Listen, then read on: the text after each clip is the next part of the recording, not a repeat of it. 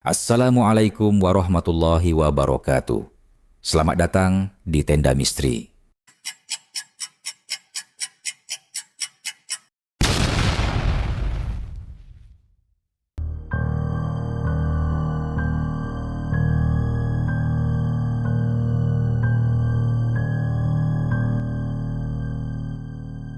Nama aku Siska. Aku mahasiswa tingkat akhir yang baru pindah ke sebuah rumah kontrakan di kawasan pinggiran Jogja. Rumahnya sederhana, tapi cukup untuk sendiri. Lokasinya agak masuk gang, tenang dan jauh dari kebisingan kota. Malam pertama di sana, aku sudah merasa aneh. Begitu lampu kamar dimatikan, tubuhku terasa berat. Aku merasa seperti ada yang duduk di atas dadaku. Aku tak bisa bergerak, tak bisa bicara, pandanganku kabur. Tapi samar-samar, aku melihat sosok hitam besar di sudut kamar. Nafasku sesak, dan rasanya seperti akan mati. Setelah beberapa menit yang terasa seperti berjam-jam, semuanya hilang. Aku bisa menggerakkan badan lagi. Kupikir itu hanya ketindihan, istilah yang sering dipakai kalau tubuh nggak bisa bergerak saat bangun tidur. Aku mencoba menenangkan diri, tapi kejadian itu tidak berhenti di situ. Malam berikutnya, hal serupa terjadi. Kali ini, sosoknya lebih jelas. Seorang wanita dengan rambut panjang yang menyentuh lantai, berdiri membelakangiku. Bajunya compang camping, dan dari tubuhnya keluar suara berdecit seperti kuku digoreskan ke papan. Aku mencoba berdoa, tapi suara doaku seperti ditelan ruang kosong. Kemudian dia berbalik. Wajahnya tidak punya mata, hanya rongga gelap dan senyum menganga lebar, menyeringai melihatku. Dia menunduk, dan berbisik langsung ke telingaku. Lebih besar dari, "Jangan tidur, kalau tidak mau aku masuk ke dalam tubuhmu." Aku terbangun sambil menjerit. Nafasku terengah. Keringat membanjiri wajah. Aku tidak bisa tidur malam itu. Beberapa hari kemudian, aku cerita ke tetangga sebelah, seorang ibu tua bernama Bu Darmi. Begitu aku sebut soal ketindihan, ekspresinya langsung berubah pucat. "Nak, kamu tidur di kamar depan?" "Iya." "Iya, Bu. Kenapa?" Ia menunduk, lalu berkata pelan, "Dulu kamar itu dipakai oleh seorang perempuan hamil yang disewa pemilik lama. Dia bunuh diri di sana. Tapi bukan bunuh diri biasa. Dia tidur, dan gak pernah bangun lagi. Waktu ditemukan, matanya hilang. Seolah dicongkel. Aku terpaku. Bu Darmi menyarankan aku pindah kamar. Tapi karena kamar itu satu-satunya yang ada jendela dan agak luas, aku tetap di situ. Aku mulai mencoba berbagai cara, tidur dengan Al-Quran di bawah bantal, menyalakan lampu kecil, sampai pakai headset biar nggak dengar suara aneh. Tapi semuanya gagal. Ketindihan itu makin sering, dan makin sadis. Malam ketujuh, saat aku ditindih lagi, tubuhku bukan cuma lumpuh, aku bisa merasakan tubuhku seperti disayat dari dalam. Aku mendengar suara jeritan, tapi bukan dari luar, melainkan dari dalam rongga dadaku sendiri. Dan suara itu, suara aku. Sosok wanita itu mulai muncul siang hari. Kadang aku melihat bayangan rambut panjang di cermin. Kadang aku mencium bau amis dari bantalku. Dan suatu malam, saat merekam suara untuk podcast tugas akhirku, aku memutar ulang audionya dan mendengar. "Kamu sudah milikku. Kini kamu yang akan tidur selamanya." Aku akhirnya mencari bantuan ke seorang ustaz lokal. Ia datang dan menginap semalam di rumahku. Malam itu, dia juga mengalami ketindihan. Tapi yang lebih mengerikan, dia kerasukan.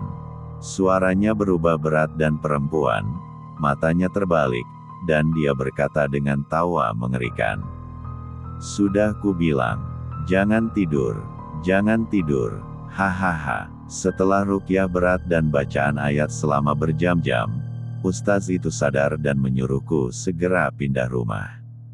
Malam itu juga aku mengemas barang dan keluar. Aku tinggal di kos lain sekarang. Tapi efeknya belum sepenuhnya hilang. Kadang, saat aku sedang mengantuk, aku mendengar suara itu lagi. Suara bisikan tepat di telingaku. Kamu tidur lagi, artinya aku boleh masuk, kan?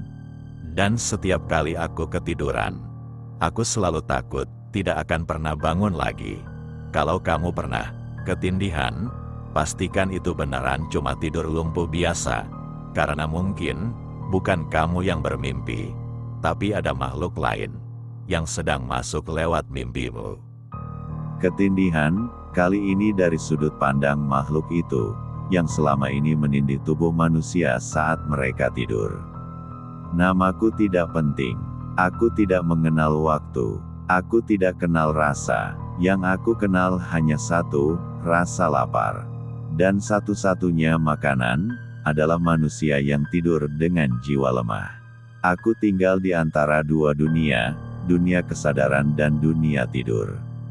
Aku menyelinap saat kalian tak sepenuhnya sadar. Ketika tubuh kalian tak bisa bergerak, dan pikiran kalian menggantung di antara mimpi dan nyata. Saat itulah, aku datang. Dan gadis itu, Siska, adalah mangsaku yang sempurna. Dia sering begadang, mentalnya rapuh, jiwanya terbuka. Aku hanya perlu duduk di dadanya, menatap langsung ke wajahnya, dan perlahan menarik jiwanya keluar. Malam pertama, aku hanya mencicipinya. Aku hirup rasa takutnya. Malam kedua, aku mulai menyisihkan roh dari tubuhnya. Dia berusaha melawan, berdoa, menjerit, tapi tidak terdengar. Suara manusia terlalu lemah di dimensi ini. Aku suka bermain sebelum memangsa. Aku perlihatkan wujudku. Aku munculkan wajahku. Tapi wajah ini bukan untuk dilihat manusia. Karena siapapun yang melihat langsung ke dalam rongga mataku, akan kehilangan mata mereka sendiri. Itulah yang terjadi pada perempuan sebelumnya. Dia terlalu penasaran. Dia mencoba meraba wajahku saat ketindihan. Maka aku cabut matanya, dan dia tak pernah bangun lagi. Siska hampir jatuh sepenuhnya ke pelukanku saat malam ketujuh. Tapi ada cahaya aneh yang mendorongku. Seorang tua berjubah putih datang, dan membuatku muntah keluar dari tubuh Siska. Aku merangkak keluar dari mulutnya, marah, memekik, dan kembali ke balik bayangan lemari. Tapi itu belum berakhir. Aku sekarang tidak butuh tempat itu. Aku menempel di jiwanya. Aku ikut kemana dia pergi. Saat dia menguap, aku menyelinap. Saat dia memejamkan mata, aku merangkak naik ke dadanya. Karena aku bukan sekadar bayangan di kamar. Aku ada di dalam tubuhnya sekarang. Di balik paru-parunya, di sela-sela jantungnya, menunggu satu hal. Saat dia tidur terlalu lama, aku akan bangun. Dan dia tidak akan pernah bangun lagi. Catatan akhir, beberapa korban ketindihan tidak pernah bangun. Mereka ditemukan meninggal di tempat tidur, dengan mata membelalak, dan napas terakhir masih tergantung di tenggorokan. Jika kamu pernah merasa ada yang duduk di atasmu saat tidur, jika kamu melihat sosok hitam di sudut kamar, jika kamu mendengar namamu dibisikkan saat kau tak bisa bergerak, itu aku. Dan sekarang, giliranmu. Kita kembali lagi ke cerita awal. 2 minggu setelah Siska meninggalkan rumah kontrakan itu, ada kejadian menggemparkan. Seorang warga bernama Pak Giman, yang tinggal 3 rumah dari sana, ditemukan tewas di kamarnya. Wajahnya seperti menjerit, matanya berdarah, dan jantungnya berhenti dalam keadaan tubuh masih hangat. Polisi menyebutnya serangan jantung. Tapi warga tahu, itu bukan kematian biasa. Di rumah kontrakan itu, ternyata tersimpan satu rahasia besar, sekte pemuja arwah tidur. Beberapa tahun lalu, pernah terjadi serangkaian kematian misterius pada pengontrak rumah itu, dan semuanya terjadi saat tidur. Menurut catatan Budarmi yang diam-diam menyimpan buku tua warisan kakeknya, rumah itu dulunya tempat berkumpulnya kelompok bernama Mata Keempat. Mereka percaya bahwa dalam tidur, manusia bisa melepaskan jiwanya dan menyusup ke dunia roh. Tapi dengan satu syarat, tubuh harus kosong. Dan agar roh manusia bisa keluar, tubuhnya harus dibantu. Mereka menyebutnya dengan ritual penekanan, ketindihan.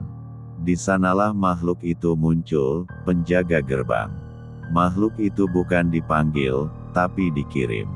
Malam ritual, seorang pemuda, Dani, penasaran dan ingin mencoba ritual itu. Dia pecinta horor, suka main-main dengan Owiya, dan baru tahu soal sejarah rumah kontrakan itu dari channel YouTube horor. Ia menginap di rumah itu, dan dengan iseng, membaca mantra dari buku lusuh yang ia temukan tertutup debu di laci kamar depan. Wahai penjaga gerbang, saat mata tertutup 3, bukalah mata keempatku, dan biarkan aku melihat kegelapan. Ia mematikan semua lampu, menyalakan lilin di 4 penjuru kamar. Tidur dengan posisi telentang. Dan tepat jam 3 pagi, ia mulai merasakan tubuhnya berat. Lebih besar dari ketindihan. Tapi kali ini bukan biasa. Dia melihat dirinya sendiri tidur. Ia melihat tubuhnya dari langit-langit, seolah jiwanya melayang. Dan di sisi tubuhnya yang terbaring, ada sosok hitam besar, mengelus wajahnya perlahan, lalu membenamkan tangan ke dadanya. Tangan itu menarik sesuatu, menarik roh Dani keluar dengan paksa. Dani menjerit, tapi tak ada suara. Makhluk itu kemudian menoleh ke atas, menatap langsung ke arah jiwanya. Lebih besar dari, kau yang memanggilku, sekarang kau tak bisa pergi. Roh Dani ditarik ke dalam tubuh makhluk itu. Saat polisi masuk keesokan harinya, tubuh Dani masih utuh, tapi matanya menghitam, bola matanya tidak terlihat. Tubuhnya kaku, dan dari rekaman kamera CCTV rumah, selama 4 jam terakhir, tubuh itu tidak bernapas. Tapi, masih bergerak. Sekarang, ritual itu menyebar, buku tua itu dicuri, rekaman Dani viral di internet. Dan mereka yang mencoba, tantangan ketindihan jam 3 pagi, mulai mengalami mimpi yang sama. Wajah wanita tanpa mata, senyum lebar yang menyeringai, dan bisikan, lebih besar dari, kamu yang memanggil, sekarang kamu milikku. Peringatan terakhir, kalau kamu membaca ini sebelum tidur, dan merasa tubuhmu sulit digerakkan, jangan panik, tapi jangan coba melawan, karena semakin kamu melawan, semakin terbuka tubuhmu, dan dia sudah menunggumu sejak mata pertamamu terpejam. Setelah meninggalkan rumah kontrakan dan menjalani ruqyah, Siska merasa hidupnya kembali normal. Ia tinggal di kos baru yang ramai dan lebih aman. Tapi dalam tidurnya, mimpi itu tak pernah hilang. Kadang ia melihat dirinya berjalan di lorong sempit gelap, dengan banyak tangan yang muncul dari dinding, mencengkeram tubuhnya. Kadang ia melihat dirinya tidur di atas kasur berlumur darah, sementara sosok wanita tanpa mata berdiri di sisi ranjang, memegang jarum besar dan tersenyum. Siska mulai lupa waktu. Ia sering kehilangan kesadaran. Teman-temannya bilang, kadang dia bicara sendiri, kadang tertawa sendiri, kadang matanya hitam sepenuhnya selama beberapa detik. Sampai suatu malam, ia pingsan di tengah kampus. Dibawa ke klinik, dan saat sadar, ia bicara dengan suara perempuan tua. Lebih besar dari, akhirnya tubuh ini siap. Sekarang, saatnya aku berjalan di antara kalian. Para perawat ketakutan. Siska dibawa ke rumah keluarganya di kampung. Tapi semua makin parah. Malam hari ketiga, pukul 2.55, ibunya mendengar suara langkah kaki berat dari kamarnya. Ia buka pintu. Siska duduk di lantai, menghadap dinding, menulis dengan darah. Lebih besar dari, mata keempat terbuka. Gerbang keempat dibuka. Satu tubuh, dua jiwa. Satu tertidur, satu terbangun. Ibunya menjerit. Besoknya, Ustaz dipanggil. Tapi begitu Ustaz itu masuk, Siska langsung merangkak cepat ke arahnya. Bukan berjalan, tapi merangkak dengan tangan menekuk ke belakang. Mulutnya berteriak dengan suara menggelegar. Lebih besar dari, kau yang dulu mengusirku. Kau yang mengusik ritual kami. Kau akan kami bawa. Lampu padam. Angin berhembus kencang dari dalam kamar. Lantai bergetar. Ustaz itu roboh. Tak sadarkan diri selama 4 hari. Sejak itu, Siska tak pernah ditemukan. Beberapa orang bersaksi melihatnya berkeliaran di daerah-daerah sunyi, berpakaian putih kotor, berjalan tanpa alas kaki, matanya kosong, dan mulutnya terus menggumam. Lebih besar dari, jangan tidur. Jangan tidur. Dia sedang mencari tubuh baru. Pesan terakhir dari Ustaz yang selamat. Dalam kondisi lemah, Ustaz itu sempat berkata, lebih besar dari, itu bukan kesurupan biasa. Siska sekarang wadah. Ia menyatu dengan entitas kuno penjaga gerbang.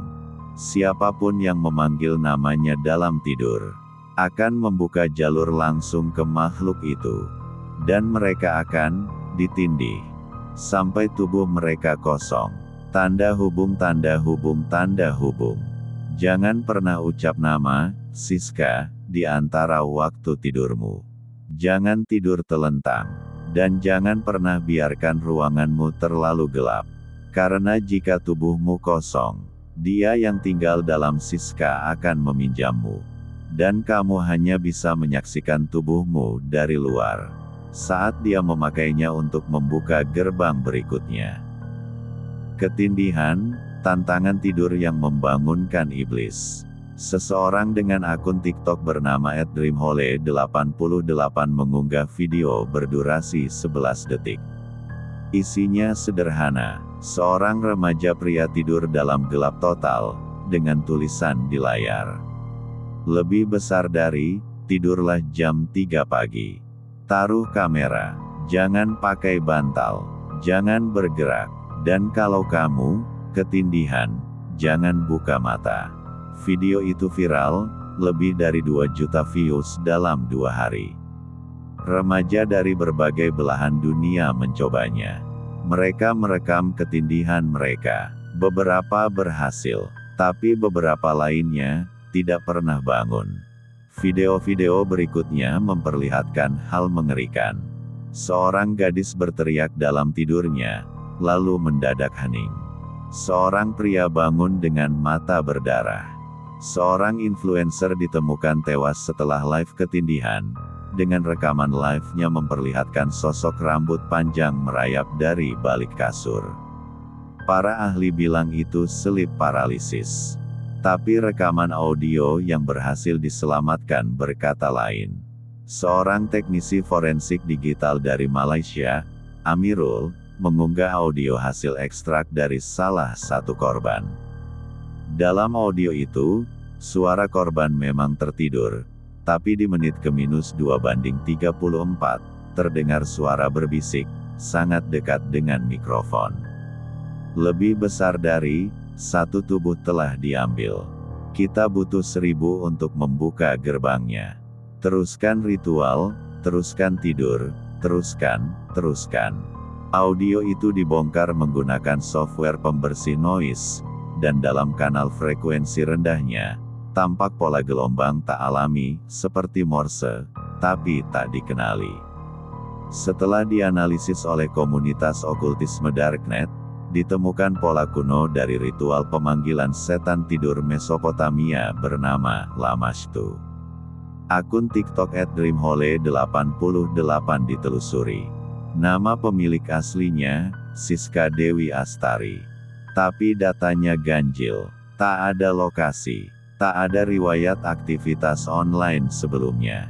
Dan yang paling aneh, setiap orang yang membuka akun itu dari HP mereka mengalami mimpi yang sama malamnya. Deskripsi akunnya berbunyi, lebih besar dari, sudah tidur. Sudah siap tubuhmu dipinjam. Aku akan datang dari arah jam 3. Jangan buka mata. Jangan menjerit. Biarkan aku menumpang sebentar saja. Sejak akun itu muncul, lebih dari 21 remaja di berbagai negara mengalami koma misterius. Mereka semua punya satu kesamaan, tertidur jam 3 pagi dengan earphone, dan memutar video selip calenge.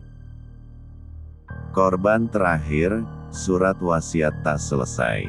Seorang mahasiswa ITB bernama Arga menjadi korban berikutnya. Sebelum tidur, dia menulis di laptopnya, lebih besar dari, aku tahu ini bukan ketindihan biasa. Ada sesuatu yang merayap ke dalam kepalaku. Saat aku tidur, dia bisikkan nama-nama yang tak kukenal. Aku lihat mereka semua, wajah-wajah yang pernah dipinjam. Aku rasa dia akan menulisku dalam daftar itu juga. Kalimat terakhir tak selesai. Arga ditemukan pagi harinya dalam posisi duduk di depan laptop, dengan tulang punggungnya melengkung aneh seperti bekas beban berat. Di layar laptopnya, file itu berganti judul sendiri. Milikku kini, Docs. Siska bukan lagi manusia. Dia adalah pintu. Rohnya dijadikan medium digital oleh entitas yang disebut penjaga gerbang. Dan video-video selip calenge adalah ritual digital, menggantikan buku-buku kuno zaman dahulu. Setiap mata yang melihat, membuka jalannya. Setiap tubuh yang tidur, memberi ruang untuknya masuk. Makhluk itu tidak butuh dipanggil lagi. Dia sedang memperluas wilayahnya. Peringatan, jangan ikuti selip calenge apapun yang beredar. Jangan tidur jam 3 pagi setelah melihat wajah perempuan tanpa mata. Dan jangan ulangi audio berikut ini yang ditemukan dalam file korban. Lebih besar dari, 3 mata tertutup. Mata keempat menyala. Terima aku dalam tenangmu. Aku hanya menumpang tidur, untuk selamanya.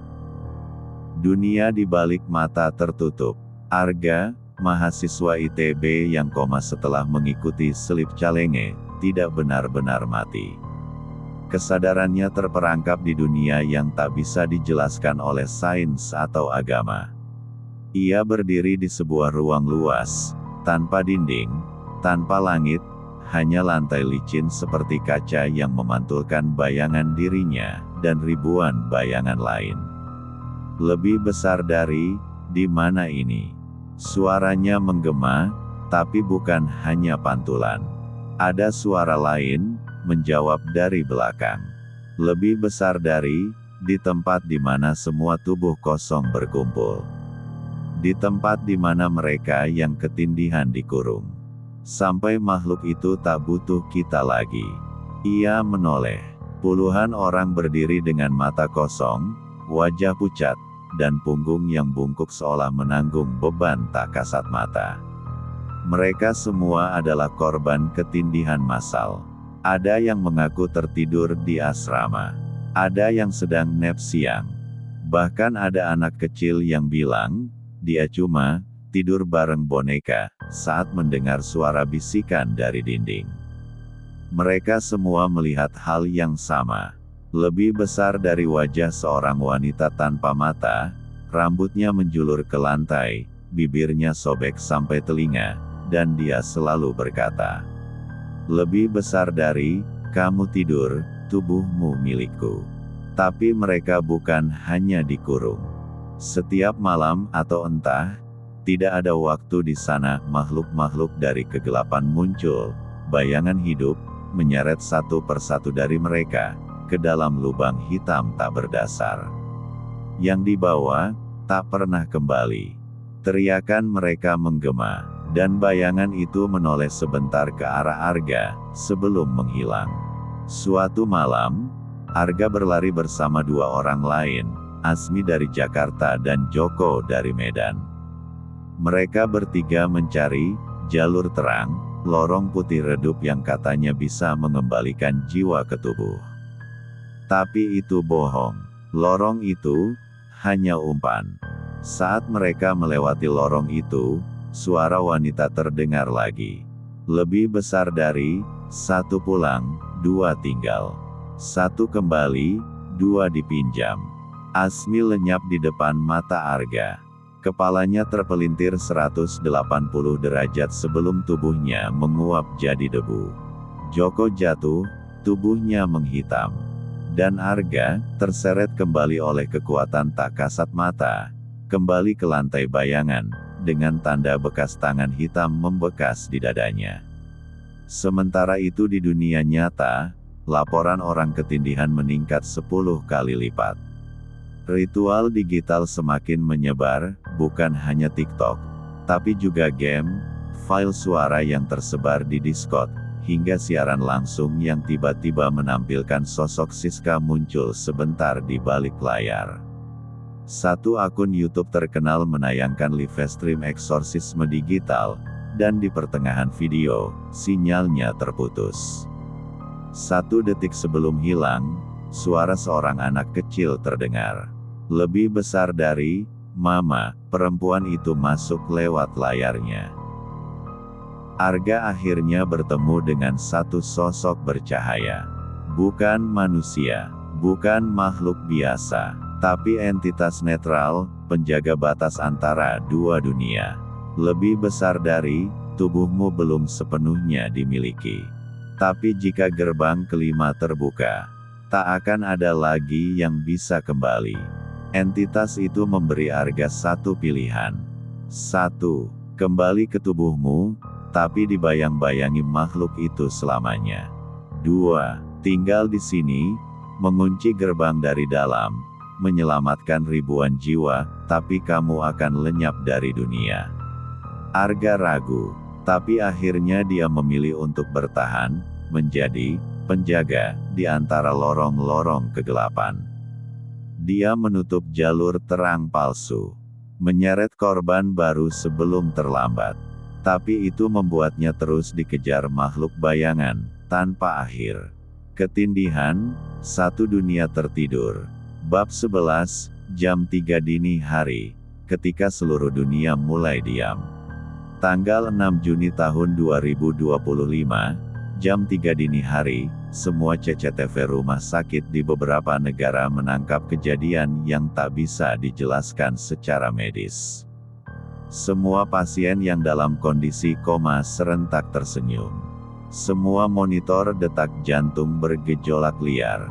Dan semua perawat yang berjaga, tiba-tiba tertidur berdiri. Di Jakarta, seorang ibu melapor anaknya yang semula tak sadarkan diri sejak 3 bulan lalu, tiba-tiba duduk sendiri, berkata dengan suara tua. "Lebih besar dari, kami telah tiba. Arga tak bisa menahan kami selamanya. Sekarang giliran tubuh kalian." Dan setelah itu, listrik padam di seluruh kompleks rumah sakit.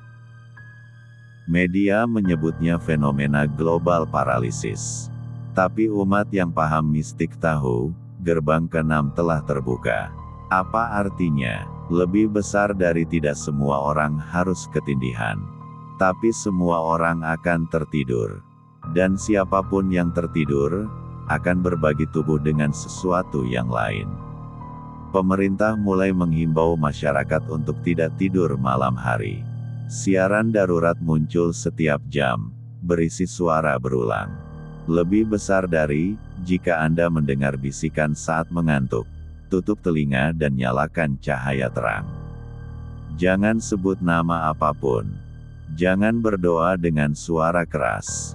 Diam, dan lawan kantuk. Tapi satu persatu, kota demi kota menjadi sunyi. Di dalam dunia bayangan, Arga kini bukan lagi penjaga.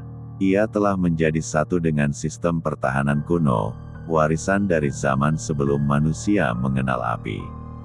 Ia melihat semua roh manusia yang ketindihan. Ia melihat ribuan tubuh kosong melayang. Dan ia melihat makhluk itu kini memiliki wajah lebih besar dari Siska, berdiri di atas singgasana kegelapan, dengan mulut penuh mata. Setiap mata adalah satu orang yang kini berbagi tubuh dengannya.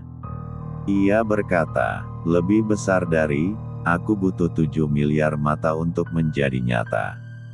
Dan kalian memberiku itu, lewat tidur kalian. Korban terakhir, harapan terakhir. Seorang gadis tunanetra bernama Rani, dari Surabaya, menjadi satu-satunya manusia yang tak bisa melihat wajah Siska dalam mimpi. Ia justru mendengar nyanyian yang berbeda. Lebih besar dari, kau tak melihat, maka kau tak dijerat, kau bisa bangunkan kami. Rani menjadi titik harapan terakhir.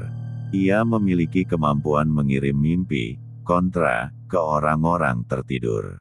Ia dibantu oleh sekelompok dukun, santri, dan eks-paranormal untuk membuat ritual bangun massal. Tapi waktu mereka sangat sempit. Siska kini telah memiliki 5,4 miliar tubuh. Dan saat angka itu menyentuh 6,66 miliar, gerbang ketujuh, gerbang kehadiran, akan terbuka. Akhirnya, Arga bertemu dengan Rani di dalam mimpi. Ia berkata, lebih besar dari, jika kamu bisa sadarkan dunia, maka aku akan lenyap. Tapi kalau kamu gagal, dunia nyata akan seperti tempat ini, gelap, dingin, dan sunyi. Selamanya, Rani hanya menjawab pelan, lebih besar dari, lebih baik kehilangan satu jiwa, daripada seluruh umat manusia menjadi tubuh boneka. Dengan doa, getaran suara, dan cahaya, Rani mengirim gelombang bangun melalui suara rekaman. Dipasang di seluruh masjid, gereja, dan tempat ibadah malam itu. Dan di detik terakhir, ketika Siska membuka mata ketujuhnya, dunia bangun. Sejak kejadian itu, rekaman Rani dilarang beredar.